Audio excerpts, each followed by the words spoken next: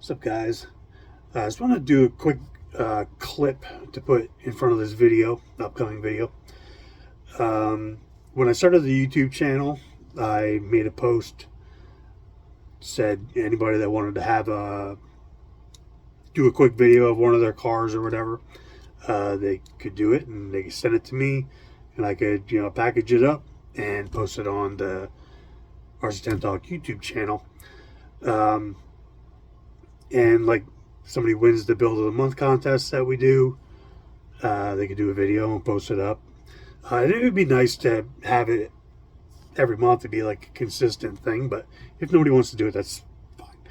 But they have the option, because I only got so much stuff, right, to be making videos of, and I can't just be buying stuff all the time just to make content. This is not how it's going to work with me. So that's what this upcoming video is, and hopefully there'll be more in the future. So if you see ones with like build of the month contest winner, that's what these will be. They'll be members of the forum, and they're just helping add some content on the YouTube channel and showing off their stuff. So thanks, guys.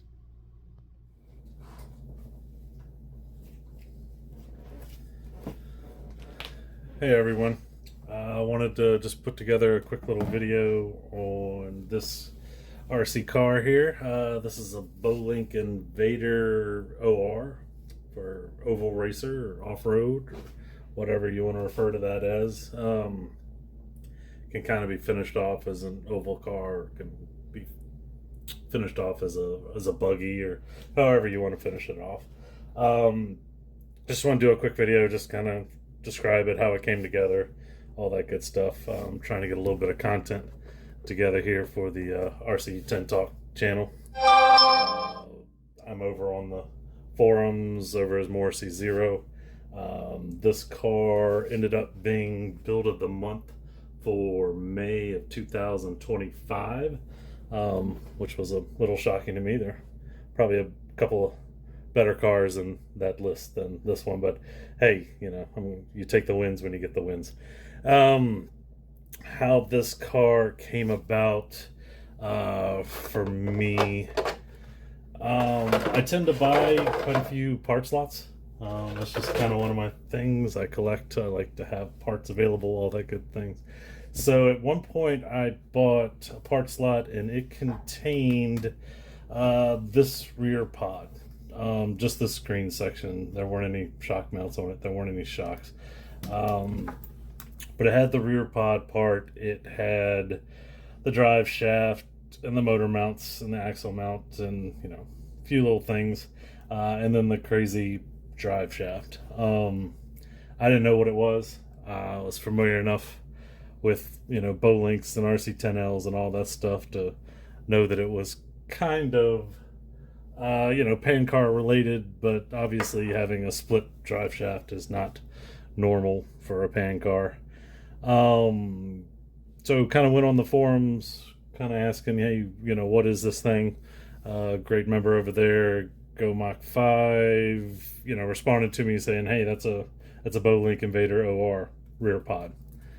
And I was like, hey, that's kind of cool, neat little part. And I put it into a tub and put it in the garage, and probably never gonna see it again.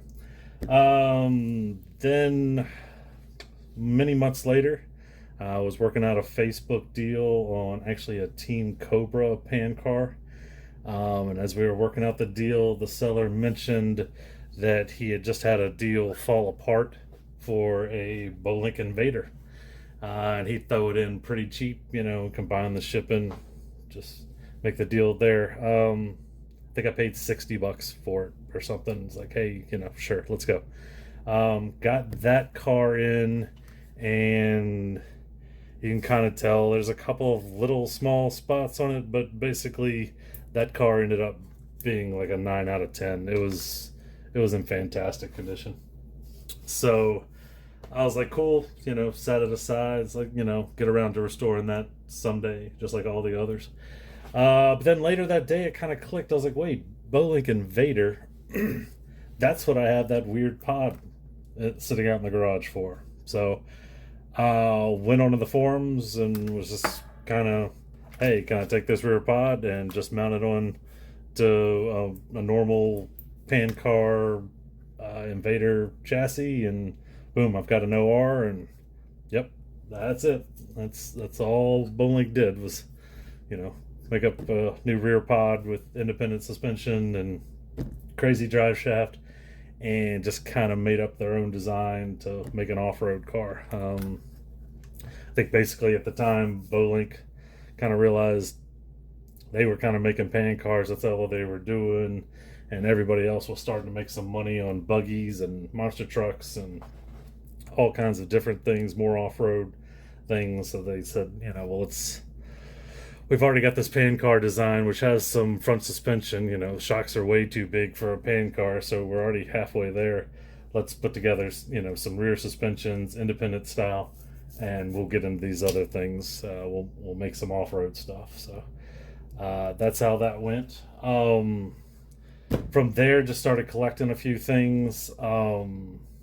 This motor, I pulled this motor out of a tub full of motors at a marketplace deal down in North Carolina. And seriously, this thing was sitting there with no protective coat. It wasn't in a package or box or anything like that. It was just in the bin full of motors, and it's got a couple little scratches, but I don't think it had ever been soldered, and it was in fantastic condition. So that was right for it. Electronics wise, I like just matching electronics packages. It's just a thing. So this came off of some other car, this Airtronics Impulse kit. The servo matches, the wiring matches. Usually I cut my wires to length, but for some reason on this one I just did the twirly trick. Put all that together. My favorite antenna mount for pan cars. I don't know who made those back in the day. I think a couple of different companies made them. I just save the spare Lexan when I cut bodies, and I have a little 3D printed template that I just stick on there and mark it out and mark the holes and drill them, and in 5 minutes you got a free antenna mount. Wheels, I bought a whole bunch of the, I say a whole bunch, probably 5 sets or whatever of these BoLink wheels back in the day. So I still have a few left over. So obviously I was just going to go with new wheels on this thing. The fronts came wider than this, but put them on the tire truer, stick a knife on them, they trim down real easy. The tires, I'd kind of decided at that point I probably wasn't going to go for a buggy style. I'd probably go for more of a car, or maybe truck style. It wasn't going to be a buggy, so went around just looking for some matching tires. I know it's 2-wheel drive, but I don't mind putting spikes on the front. I like the look, and it's my car, so I'll do that. The main thing was just finding something with the right diameter. I went through loads and loads of tires, came up with these. They're marked Losies. I didn't know what they were. A member on the forum informed me that they're made by Proline. They were made for the Yokomo RPS Special Edition 834B. So good information there. Anything out from there, collecting everything and then cleaning everything. Again, when I got this, there were no rear shocks. There was no rear shock mount or lower mounts. The car, for some reason, these lower shock mounts in the front had been cut off, so their outer hole wasn't there. And then just literally coincidentally, I had another parts lot coming in, actually more for 10L parts and a car, but for some reason it came with a bunch of BoLink parts also. So out of that, I ended up with the 2 more shocks. It had a shock tower in it, but it looked like it had been cut by a 12-year-old, so it was terrible, but the little angle aluminum mount was there. So I needed one of these, so ordered this from factoryworks.com. highly rate them, and I use them quite often. Going back to the member on the forum, Go Mach 5, that's his shop. So use them when you can. It's got those. I ended up just finding another set of lower mounts, I think just on eBay. So there, start assembling. You'll notice one thing odd is that huge block underneath the servo.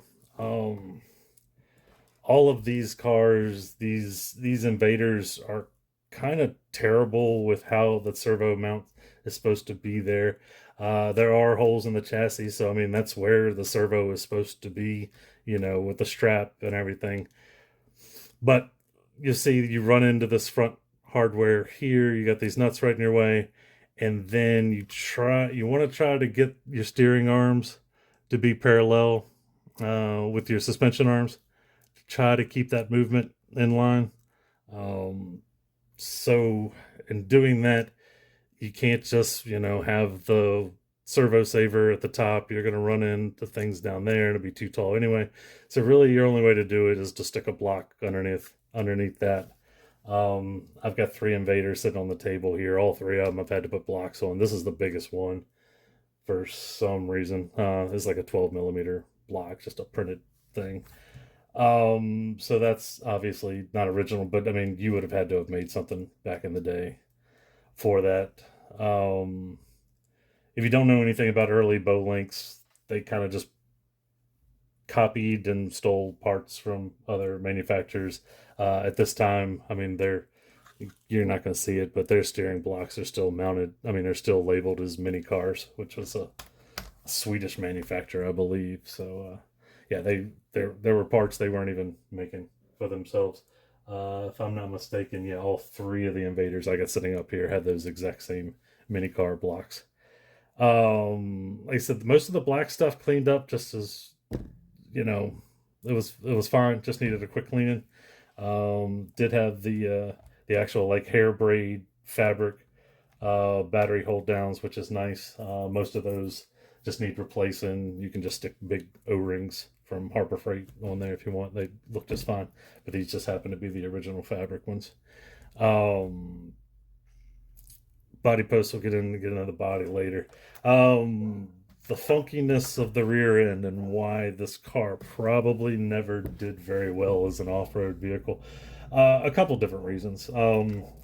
Obviously taking a drive shaft and just cutting it and putting a spring in between the two so that it's independent is not the best design ever. This is the earlier style where they stuck a spring. Later on they changed this so that you actually had a dog bone. You had cups on the end of each actual end, and then you had a dog bone in between there. That probably helped a little bit on the whole loading.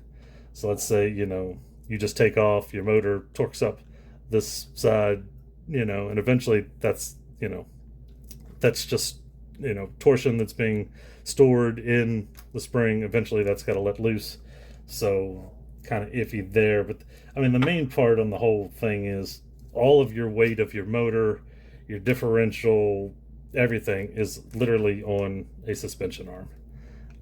That's not on the other one. So you have this extremely heavy side that's not only has the weight, it's got the torque, it's getting everything, while this side doesn't. So it doesn't make for a very balanced, asymmetrical rear end there. So, but again, they were just trying to make do with what they had. This was your standard rear end of an Invader. This was the pan car version. This is how the normal pod was. And you can see the bottom's all the same and everything. So somebody just came up with this interesting design, and it's kind of like they designed it and, we should put some shocks on here too, and they just kind of added them on to the back. Shock tower and shocks are the same as they are on the front. So then kind of got it all together. Wanted to figure out the body after that. Went out to the garage. I've got a few old BoLink bodies. This one I believe was called the Corvette Dirt Tracker. So I think it was specifically made. I don't know if it was a Friday night dirt racer, or if it was an oval racer. What, I'm not sure what the original intent was, but neat style. So kind of went with that, since BoLink to BoLink. And I think is it the box art body? I don't know. I thought it might not be. But just got some RJ Speed, body mounts, sticking true to BoLink there. Just kind of got it on there, cut it to match, got lots of room, for travel and all that good stuff. Went looking for just some interesting, themes or livery, whatever you want to call it, for the body. I tend to do a lot of decal work, mainly because I stink at painting and I hate painting. There's lots of cars sitting around here with clear bodies on them because I hate the process. So anything I can do to get away with, that sticker's bad right there, to get away with just putting a single color on and then trying to pretty it up with decals, that's the route I'm going to end up taking.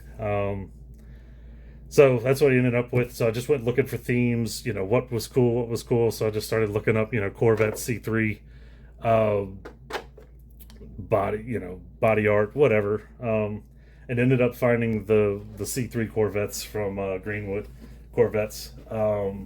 They did touring cars, Le Mans cars, and Sebring cars, and they had this whole thing called the Spirit of.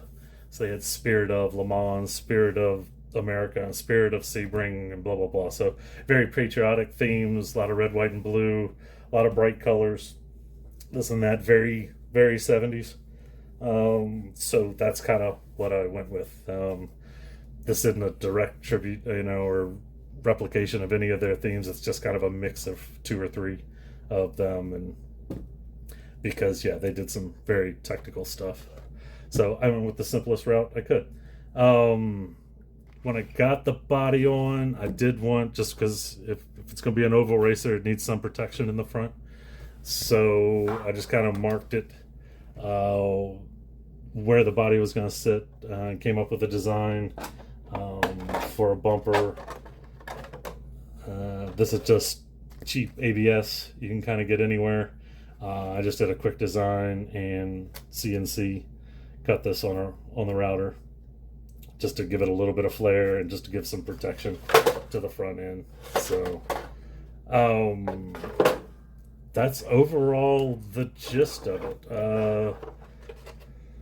I've got, like I said, I've got a standard Invader. I've got the Invader MT. Both of those are in process, probably about 80-ish% done. So hopefully when those get done soon, it'd be neat to do a neat comparison on how they developed the three of them.